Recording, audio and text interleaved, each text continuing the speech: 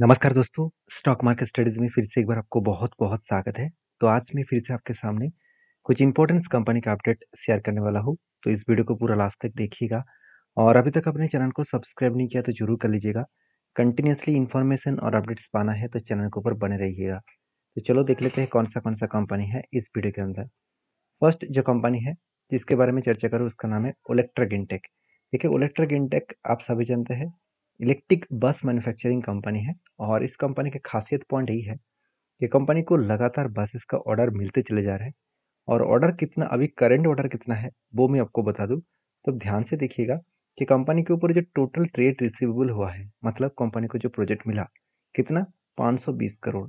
मतलब 10 साल पीछे चले जाएंगे तो सिर्फ 19 करोड़ 26 करोड़ के आसपास प्रोजेक्ट मिलता था। आज 520 करोड़ के आसपास टोटल प्रोजेक्ट मिला। तो ज़्यादा प्रोजेक्ट मिलने के कारण कंपनी ने क्या किया, ज़्यादा कर्जा उठाया क्योंकि कंपनी के उतना तो प्रॉफिट नहीं है। कंपनी ने इसलिए क्या किया, 130 करोड़ के आसपास कर्जा उठाया।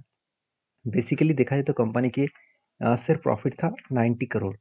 तो 500 करोड़ का प्रोजेक्ट और 90 करोड़ हाथ में प्रॉफिट है तो क्या इस प्रॉफिट में कंपनी काम कर पाएंगे। तो इसीलिए कंपनी को क्या करना पड़ा, कर्जा लेना पड़ा। क्योंकि मुझे कुछ दोस्तों ने कमेंट किया सर कंपनी का डेप्थ ऑफ इक्विटी तो है ना, इसीलिए थोड़ा सा तो प्रेशर बनेगा। हाँ बिल्कुल, मगर उतना भी डेप्थ नहीं है जो कंपनी बर्बाद करने के लिए काफ़ी है, ऐसे बिल्कुल नहीं है। कंपनी का डेप्थ बहुत कम है और सबसे इम्पोर्टेंट पॉइंट यही है कंपनीज के ऊपर, वो है कंपनी के जो बिजनेस बिजनेस में एक चीज़ को नोटिस करेंगे, कंपनी इलेक्ट्रिक बसेस के साथ साथ कंपनी इलेक्ट्रिक ट्रक्स भी बनाना स्टार्ट की है और इंडिया में फर्स्ट इलेक्ट्रिक ट्रक ओलेक्ट्रा गिनटेक ही बना चुके हैं और ऑल ओवर इंडिया में कंपनी बिजनेस कर रहा है। अभी धीरे धीरे करके खुद का बिजनेस को एक्सपेंड भी कर रहा है आउट ऑफ कंट्री में। तो जिसके चलते कंपनी का ग्रोथ होने का चांसेस और भी ज़्यादा बढ़ जाएगा।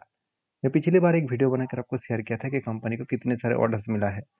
तो बेसिकली देखा जाए, आप यहाँ पे देख सकते हैं एक सर्कल वाइज देखा जाए तो 2015 में टोटल बस का जो ऑर्डर था, 2015 में बस का ऑर्डर नहीं था। 2016 में सिर्फ 6 बसेस का ऑर्डर था। 2017 में 25, 2018 में 125 के आसपास, 2019 में 500 के आसपास पहुंच गया था और आज 2023 में वो ऑर्डर हो चुके हैं। कंपनी बस मार्केट में उतर चुके 5,800 से भी ज़्यादा। तो सोचिए कितनी ज़्यादा बसेस का कंपनी को ऑर्डर मिला। उसमें से 7, 9 और 12 मतलब मीटर्स का बसेस है और वो भी टोटली AC बसेस है। टोटल कंपनी को ऑर्डर मिल चुके हैं 8,000 से भी ज़्यादा। कंपनी का ऑर्डर ऑन हैंड है, मतलब ऑलरेडी कंपनी को ऑर्डर मिल चुके। तो सोचिए कितना बड़ा कंपनी को प्रोजेक्ट मिला है जिसके चलते कंपनी में ग्रोथ बढ़ने का चांसेस बहुत हाई पॉसिबिलिटी का है। इसीलिए कंपनी कर्जा उठाया। इसलिए आपको टेंशन करने की जरूरत नहीं है कि कंपनी कर्जा उठा लिया और कंपनी किस तरीके से काम कर। देखिए ऑर्डर है तो इसलिए पैसा की तो जरूरत भी है। तो पैसा अगर नहीं है तो कंपनी कहाँ से काम कर पाएंगे।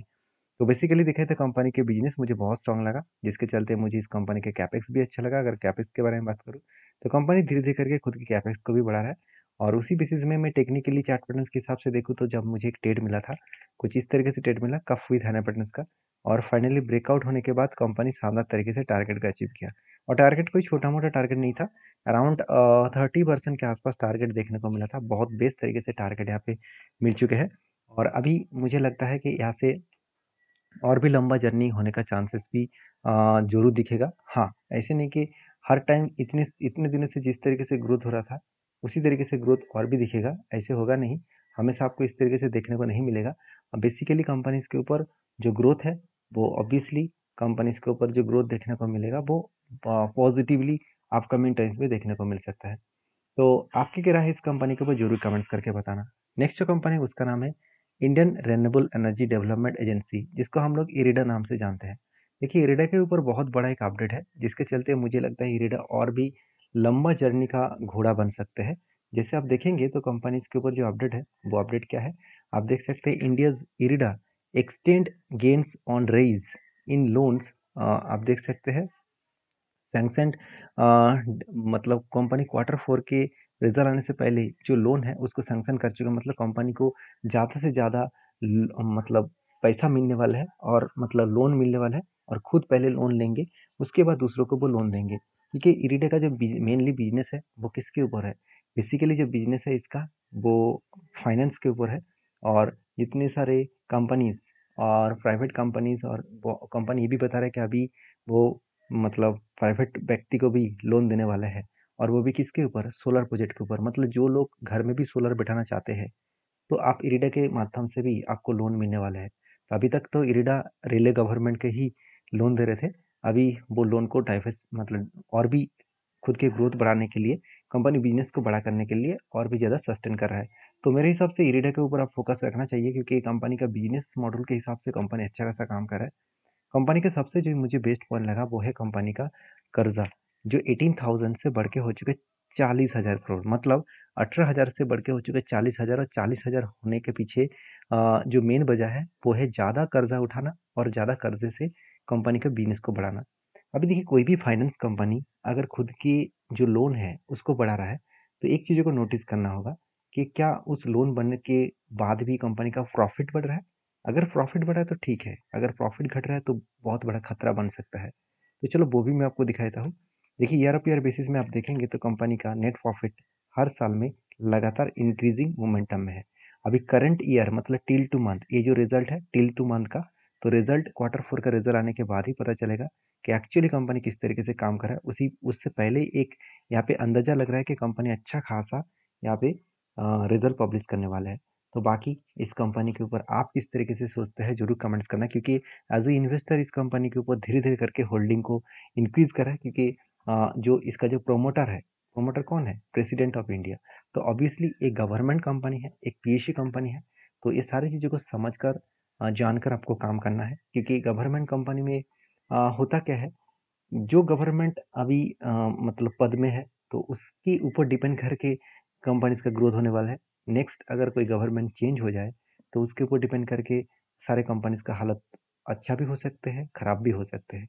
ऐसे में कोई भी गवर्नमेंट को मैं ब्लेम नहीं कर रहा हूँ, मैं मेरे पॉइंट ऑफ व्यू से बात कर रहा हूँ कि मैं पिछले लास्ट 30 ईयर्स का डेटा मैंने चेक किया, 30 to 40 ईयर्स का डेटा चेक किया। तब मुझे पता चला कि किस मतलब कौन पद में था प्रधानमंत्री का, तो उस टाइम में इकोनॉमिकली कितना बूस्ट हुआ था। तो आप भी जाकर चेकआउट कर सकते हैं, गूगल में सब कुछ अवेलेबल है।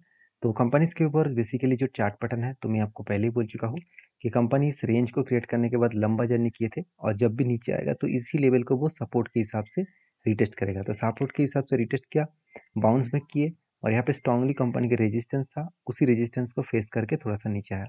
अभी देखिए, दो तरीके से सिनेरियो बन सकते हैं। यहाँ से कंपनीज के ऊपर नीचे भी आ सकते हैं, और यहाँ से फिर से ऊपर भी जा सकते हैं। अगर ये 160 लेवल, ये जो लेवल है, इस लेवल को अगर ब्रेक डाउन करके नीचे आए तो फिर से फॉल दिखेगा। अगर इसको रिटेस्ट करके ऊपर गए तो सोचना एक बड़ा धमाका होने का चांसेस रहेगा। तो अब तक मेरा कोई भी अभी फिलहाल के लिए कोई ट्रेड नहीं है। जब कोई ट्रेड बनेगा तो मैं आपके साथ जरूर शेयर करूंगा।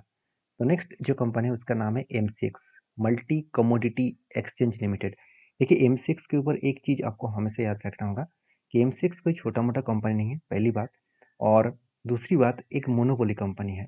क्योंकि इस कंपनी के जो बिजनेस है उस बिजनेस को सबसे पहले समझ लीजिए। इसका मार्केट शेयर के हिसाब से आप देखेंगे तो जो एक एग्रो कमोडिटी है उसके ऊपर छोड़ ही दीजिए, बाकी देखिए मेटल सेक्टर के ऊपर 99%, करेंसी डेरिवेटिव के ऊपर 100%, और एनर्जी ट्रेडिंग के ऊपर 99%। अभी एनर्जी ट्रेडिंग क्या होता है? जैसे क्रूड ऑयल हो गया, नेचुरल गैस हो गया, तो इस तरीके से जो प्रोडक्ट है इसको एनर्जी सेगमेंट कहा जाता है। तो इस सेगमेंट के ऊपर 99% कंपनी का मोनोपोली है। तो जो कंपनी की इतना शानदार मोनोपोली है, तो वो कंपनी आज नहीं तो कल उसका ग्रोथ जरूर दिखाएगा। देखिए, कंपनी के अंदर इस सारे सेगमेंट में ट्रेड होता है। अगर आप कमोडिटी के ऊपर ट्रेड करते हैं तो आपको पता है गोल्ड है, सिल्वर, निकल, क्रूड ऑयल, जिंक, कॉपर, इस तरीके से जो कमोडिटी प्रोडक्ट है, जब वहाँ पे कोई ट्रेड लेते हैं तो उसका डायरेक्टली कमीशन एम6 को मिलता है। तो एम6 की ऑब्वियसली एक मोनोपोली बिजनेस क्रिएट कर चुके हैं। तो इस कंपनी के ऊपर आप फोकस रखिए, क्योंकि कंपनी में दम है आगे बढ़ने का, जीरो डेप्थ कंपनी है, इनकम भी अच्छा है। और सबसे मज़ेदार बात ये है कि कंपनी के ऊपर पिछले बार तो 19 करोड़ का लॉस था, इस बार वो लॉस कम करके 5 करोड़ तक लॉस कम किया। मतलब 5 करोड़ तो अभी भी लॉस है। तो बेसिकली देखा जाए तो कंपनी अपकमिंग जो रिजल्ट आने वाला है, तो वहाँ पे मुझे जो यहाँ पे डेटा देखने को मिला, तो उस डेटा के आधार से यही बताया जा रहा है कि कंपनी क्वार्टर 4 में भी उतना खास परफॉर्मेंस नहीं दिखा पाएंगे। हाँ, रिजल्ट शायद कुछ चेंजेस देखने को मिले, मगर उतना खास परफॉर्मेंस अभी तक नहीं देखने को मिलेगा। शायद उसी कारण के वजह से शेयर के ऊपर एक प्रेशराइज बनता हो देखने को मिले। और जो लंबा जर्नी होने के बाद जब एक रेंज क्रिएट हुआ, तब मैंने एक ट्रेड लिया क्योंकि एक ब्रेकआउट हुआ, रीटेस्ट किया, उसके बाद इस जगह पे टेल लिया, तो फिर से यहाँ पे रिवर्सल किया और मेरा स्टॉप लॉस इसके नीचे है और एक्चुअली मेरा स्टॉप लॉस जो है वो कुछ इस तरीके से लेवल में है और मैं 1:3 रेशियो का टारगेट लेकर चल रहा हूँ। मेरा जो टारगेट रेशियो है वो 4430 के आसपास मैंने टारगेट सेट किया हो। तो मैंने टारगेट इसीलिए सेट किया क्योंकि कंपनी जब रिटेस्ट करके ऊपर जा रहा है तो उसका मतलब वो बाउंस बैक कर सकते हैं। अभी देखिए यहाँ पे स्ट्रांगली रेजिस्टेंस है और इसी रेजिस्टेंस को फेस करके एक हैमर जैसे कैंडल पैटर्न क्रिएट किया और इस हैमर कैंडल कंपनी के लिए थोड़ा सा खतरा बन सकता है क्योंकि यहाँ से करेक्शन होने का चांसेस भी हो सकता है। तो कुछ भी हो, यहाँ पे जो पैटर्न्स बना है डब्लू जैसे पैटर्न बना है, इसका मतलब इसको ब्रेक करने का कोशिश वो जरूर करेंगे। बाकी देखा जाएगा क्या होने वाला है। तो वीडियो में अगर जानकारी अच्छा मिले तो प्लीज़ लाइक करना और इसी तरीके से अपडेट पाना है तो चैनल को जरूर सब्सक्राइब करना। और हाँ, लास्ट जो कंपनी है जिसके बारे में मैं एक अपडेट देना चाहता हूँ, इसके ऊपर मेरा कोई भी ट्रेड नहीं है, सिर्फ मैं आपको अपडेट देना चाहता हूँ कि जेएम वॉरियर्स जो है वो एक के 1:4 रेशियो का यहाँ पे बोनस देने वाले हैं। इसका मतलब हर 4 शेयर के बदले आपको 1 शेयर मिलने वाला है। उसका डेट अभी तक अनाउंसमेंट नहीं हुआ, तो जब अनाउंसमेंट होगा तो मैं आपके साथ शेयर करूंगा। तो जब डेट अनाउंसमेंट हो जाएगा इस कंपनी के ऊपर आप एक बार रिसर्च करेंगे, उसके बाद काम करेंगे। तो प्लीज़ मेरी इस वीडियो से कोई भी रिकमेंडेशन के हिसाब से मत लीजिएगा। मेरी तरफ से सारे जो अपडेट है वो मैं आपको एजुकेशन पर्पस में शेयर करता हूँ क्योंकि मैं कोई सेबी रजिस्टर्ड पर्सन नहीं हूँ, मेरा कोई पेड वर्जन भी नहीं है। मैं हमेशा फ्री ऑफ कॉस्ट सारी चीज़ों को सिखाना चाहता हूँ। अगर आप सीखने के लिए तैयार है तो मेरे साथ जुड़े रहिए, अगर आप टिप्स के लिए आए हैं तो प्लीज़ आप सीख कर जाइए। तो मिलते हैं नेक्स्ट वीडियो में, तब तक के लिए धन्यवाद।